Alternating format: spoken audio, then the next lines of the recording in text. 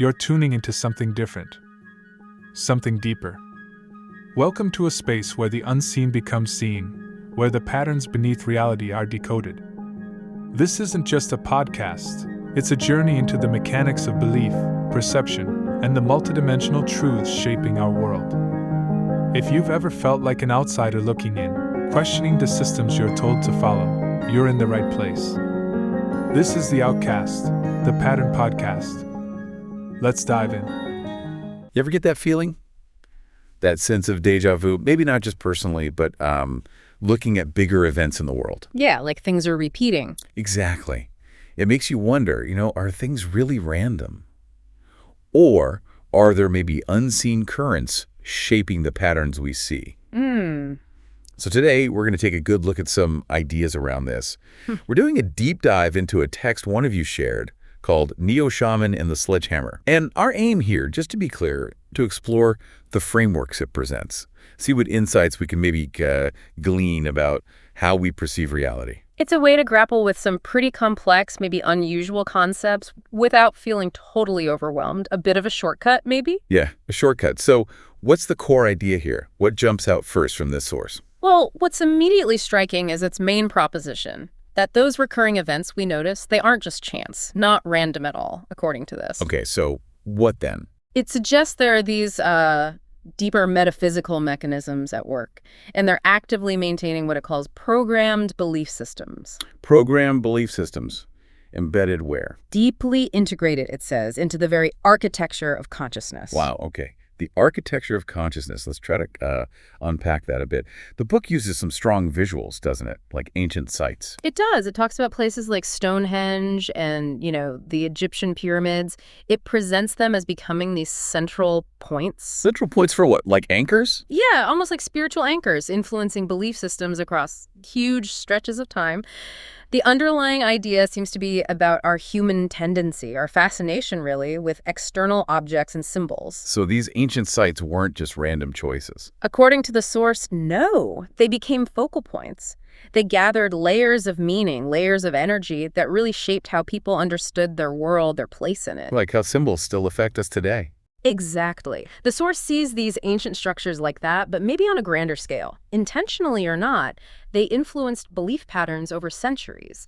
It even points to how groups like the Freemasons later used the pyramid symbol. Right, showing that continuity. Yeah, this ongoing thread of using these specific forms. And this all ties into a really central concept in the text, duality. Yeah. But it's presented in a specific way, isn't it? Not just light versus dark in general. No, it's more like two distinct forces, almost like broadcasts, actively projecting different kinds of thought patterns into our reality. And it pictures these as pyramids, a light one and a shadow one. Okay, pyramids. How should we understand that? What kind of thought patterns? The source actually uses the red pill and blue pill analogy to help explain it. Oh. But maybe not just truth versus illusion, but more like two fundamental modes of control or influence. One pyramid, the light one perhaps, influences the open, the visible world. The stuff we see every day. Right. And the other, the shadow one, shapes our perceptions of the hidden, the unseen, the occult aspects of reality. And where they meet. That's key, isn't it? Exactly. Where these two pyramids meet, base to base, the text introduces this really crucial idea, the trapezoid of control. The trapezoid. So the shape formed by putting two pyramids base to base. Yes, it's this convergence, this meeting point of seemingly opposite forces that the source says creates a particular kind of framework, a control framework. And this trapezoid shape becomes really significant then. The source describes it as more than just a symbol, right? Like an active gateway. An active energetic gateway, yeah. Driven by what it calls a trapezoid frequency. And this connects to another idea. It presents the idea of a field. A field, like an energy field. Sort of, like a contained environment, a closed symbolic system, specifically designed, it claims, to harvest our attention. Harvest attention. Yeah. Wow, okay, so how is this trapezoid supposedly used? Well, the source views this trapezoid of control as being utilized in its interpretation by what it terms Luciferian principles. It calls it the arc of light. Arc of light.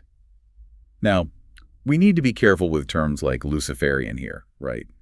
What does the source mean by that? Right. It's important to understand how the source uses it. It's less about a literal figure and more about a system of light worship that, according to this text, involves fracturing energy Fracturing it how? into 7 rays, which it explicitly identifies with the rainbow. The rainbow. Yeah. The source even claims the image of the rainbow itself has been, quote, hijacked from its original meaning within the supposed framework. Hijacked. Uh-huh. And we do see pyramid symbols popping up in various places, don't we? The dollar bill is the obvious one. The pyramid with the all-seeing eye, yeah. Often linked to that order out of chaos idea. The source definitely connects that. And then there are more obscure things like the Illuminati pyramid people talk about online. Exactly. The source seems to be saying this is all interconnected. It's part of a control system operating on both the visible and the hidden levels. So to control the open world, you need to control the hidden, the occult realm too. Is that the idea? That seems to be the crux of it, yeah. The text argues that for anyone seeking to influence the physical, manifest world, understanding and potentially manipulating the hidden realm is key. And that's where the trapezoid comes in again. That's where, in its view, the trapezoid gains its power. It's presented not just as a shape, but as a tool, an energetic conduit, linked directly to this arc of light belief system and the rituals that go with it. So understanding this energetic architecture is key to understanding how beliefs are shaped. That's the perspective offered, yes. That the geometry itself has power and function. Okay, so besides pyramids and the trapezoid, the source also brings up another geometric idea from occult practices. The triangle of art. What's that about?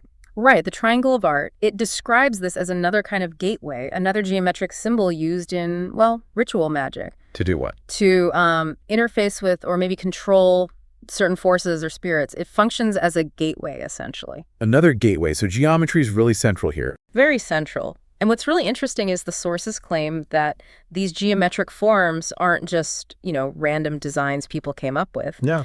It proposes they are frequency-based architectures. Frequency-based architectures. Okay, meaning they actively direct the flow of what it calls spirit light and memory. So the shape itself influences energy and consciousness. That's the idea. Mm-hmm. The geometry itself is seen as having an energetic function, shaping fundamental things like perception and memory. It's a pretty wild concept, that shapes could have inherent energetic qualities. It really is. And this theme of geometry, it continues when the text talks about the philosopher's stone from alchemy, right? Yes, it does. Now, most people probably think of, turning lead into gold. But the source looks at it differently, through the geometry. Exactly. It focuses on the geometric symbols usually found within the stone's diagram. Which are? Well, typically you see an outer circle representing creation, the whole thing, then a triangle inside that maybe symbolizing earth or light, then a square inside the triangle representing matter or material reality. And the source specifically calls this the Kabbalistic black cube. The black cube. And inside the square. An inner circle representing spirit. So circle, triangle, square, circle. How does the source interpret this whole setup? It interprets the whole arrangement as, and this is a direct quote, a controlling mechanism designed to contain a spirit. Contain a spirit.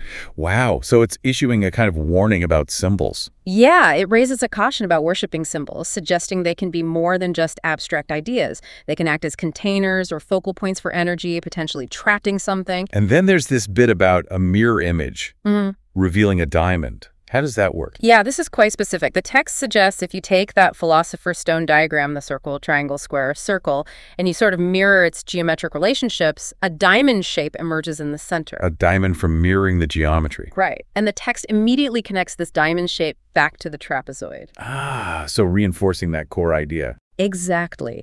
It sees this diamond trapezoid connection as more evidence of this underlying dualistic architecture, that it believes structures our reality and maybe potentially limits our perception. This idea of limitation.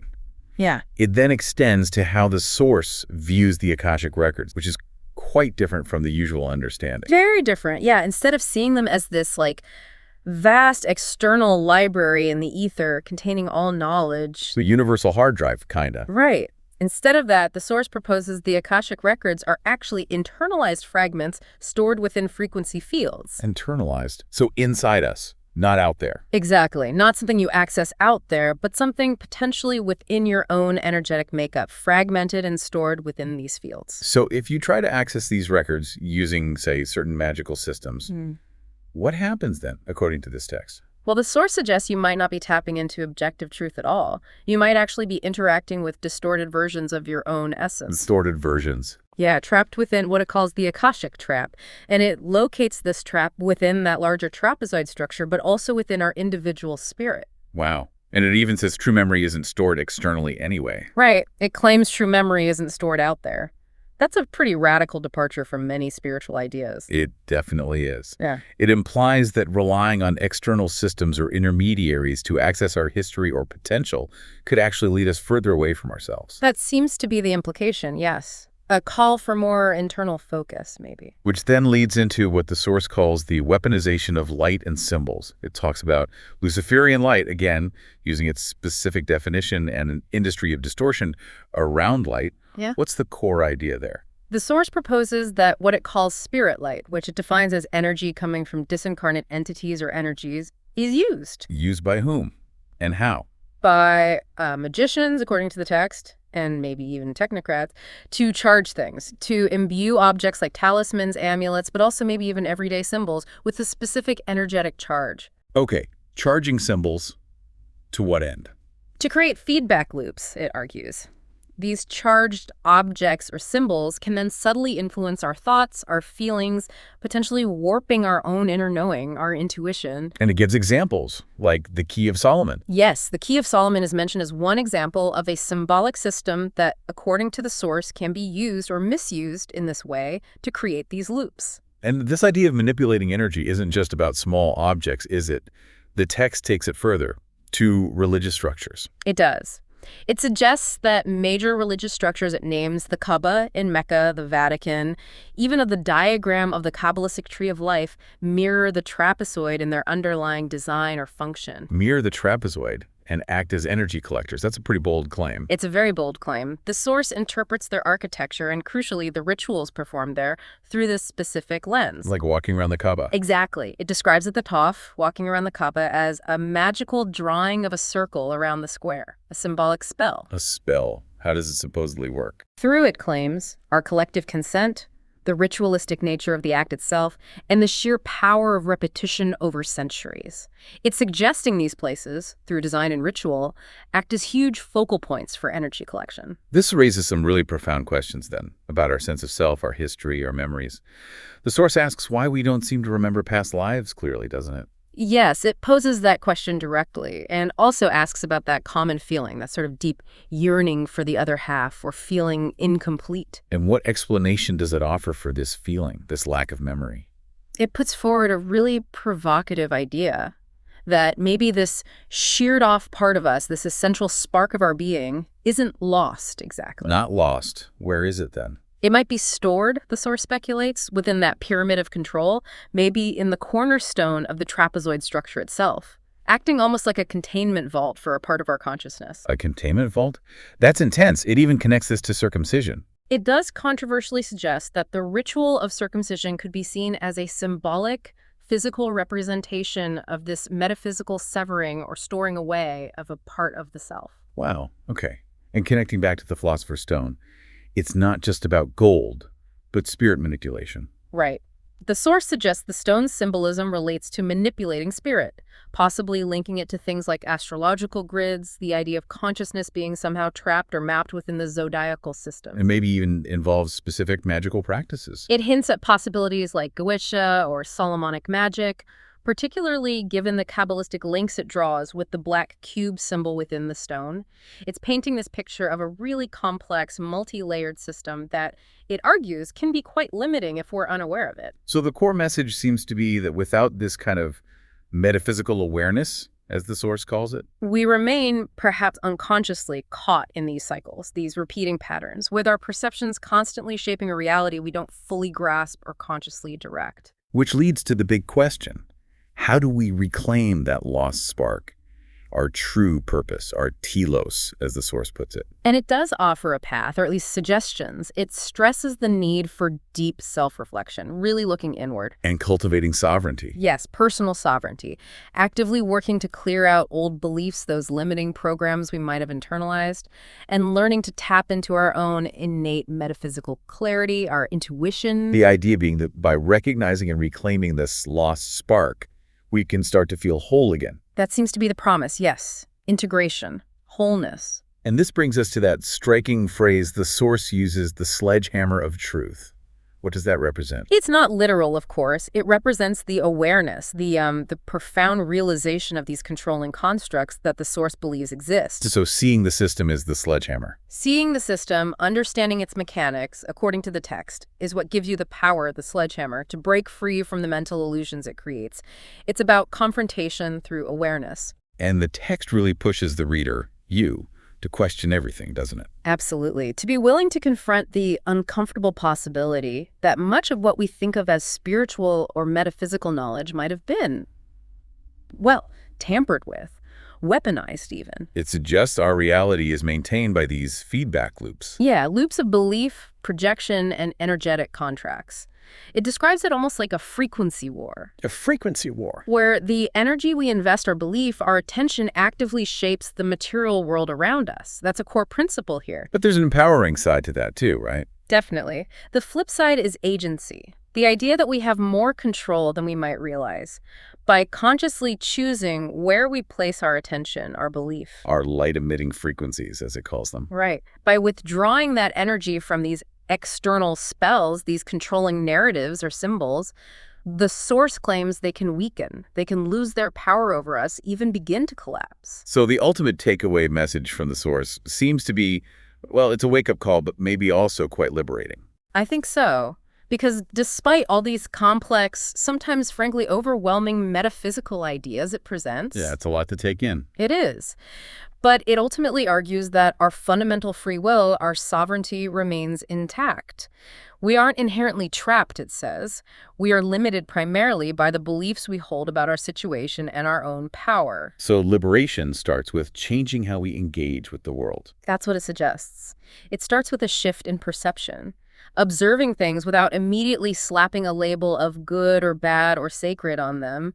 Observing without worship, as it puts it. Seeing without projecting our own stuff onto it. Exactly. Seeing without projecting our fears, our hopes, our biases, and actively reclaiming all those fragmented pieces of ourselves, bringing them back into coherence. The Source warns about distorted observation, doesn't it? Stemming from fear. Yes, it says observation rooted in fear or strong subjectivity isn't clear seeing. It warns against just accepting images or narratives, especially powerful ones, without critically questioning where they came from and what effect they're having on us. And it connects energy, light, and frequency. Very closely. It states that energy is light, light is frequency, and crucially, frequency becomes programmable or manipulable when it's fractured or broken down, like the rainbow idea earlier. This leads to that idea of dead images becoming alive. How does that work? Through us, through our emotional investment, our collective belief. Symbols, icons, brand logos, political slogans, religious figures. These are dead images until we pour our energy, our emotion, our focus into them. And that gives them power. That, the Source argues, is the very foundation of ritual magic, the power behind religious iconography and even modern propaganda. We animate them with our belief. The text also mentions the danger of the artificial man. What's that about?